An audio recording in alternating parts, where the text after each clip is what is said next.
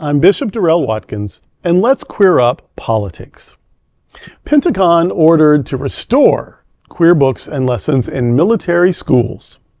A federal judge in Virginia has ruled against a Trump administration policy that banned LGBTQ books and lessons from schools serving military families, stating the policy likely violated students' First Amendment rights. EK, the Department of Defense Education Activity, presented a challenge from the families of 12 students who argued that 3 executive orders by Trump banning content that discussed what he called gender ideology and, quote, divisive equity concepts, end quote. The Department of Defense argued that the school libraries were not subject to First Amendment protections due to the legal concept of, quote, government speech, end quote, a doctrine that shields government communication from compliance with the First Amendment. ACLU Spokesperson Emerson Sykes issued a statement after the ruling saying, quote, "This is an important victory for students in DoDEA schools and anyone who values full libraries and vibrant classrooms. The censorship taking place in DoDEA schools as a result of these executive orders was astonishing in its scope and scale, and we couldn't be more pleased that the court has vindicated the First Amendment rights of the students this has impacted," end quote. I am so glad for this. I'm glad that one court at a time is sort of stepping up, one little protest at a time, yes, one comedian at a time, yes. one sermon at a time, that we're doing all that we can from every angle to resist what is honestly, and I think it's like the frog that's in the water that gets hotter and hotter and hotter and doesn't realize. I don't think we realize how much trouble we're in, because they've turned up the temperature so gradually, but it's hot. Yep. It's hot now, y'all. It's still hot. Yeah. It's super hot. What about all of those journalists who walked out of the Pentagon? Yes. That phrase that you said, government speech, is not required or to comply with the First Amendment? Yeah. Right. Hello. I mean, that's clearly what they've been doing, right.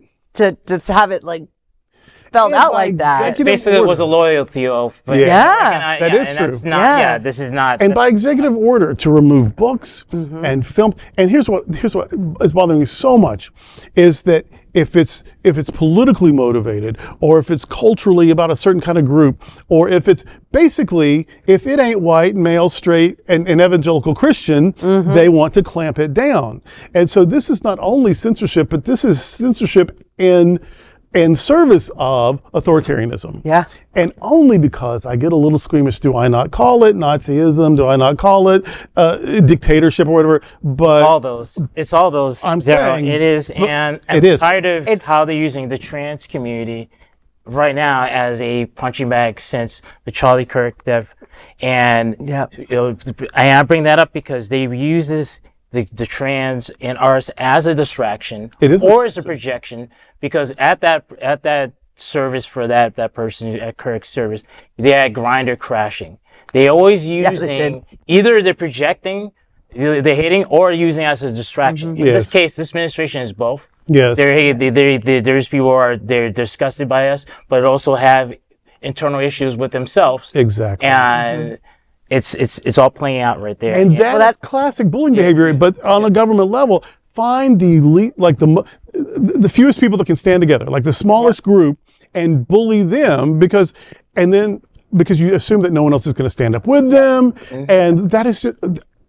They're demonizing the lowest 1%. I don't mean no. People they perceive as weak. We're always here, but we're not the smallest 1%, and propping up the 1% of the billionaires. And this is and that's the 1% we should be talking about. They've gotten so not the people trying to live their lives hand to mouth. They don't even hide it though. Remember, you always got the subtext.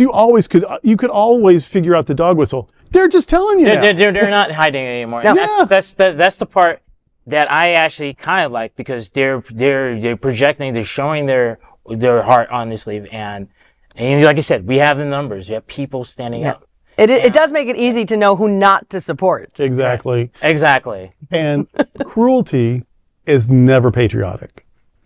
So if you think you're doing a good thing by being mean to people, by trying to ruin their lives or erase their lives, that's not patriotic. That's not even being a good person. So maybe look at that for a minute. There is no other queer nonprofit media platform like this in the entire world. Support our LGBTQ stories by subscribing and sharing Queer News Tonight.